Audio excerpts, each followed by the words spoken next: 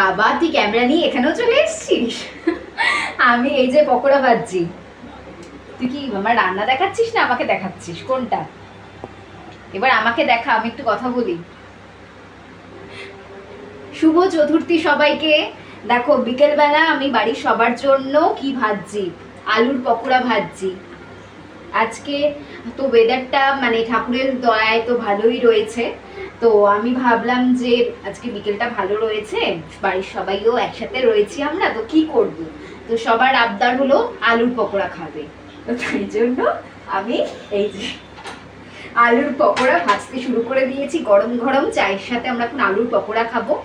আর তোমরা নিশ্চয়ই ঠাকুর দেখতে সবাই বেরিয়ে গেছো, আমরাও বেরোবো একটু একটু পরের দিকে। কি বলিস দিদি, একটু পরের দিকে বেরোবো, তো তার আগে একটু গরম গরম আলুর পকোড়া খেয়ে নিই।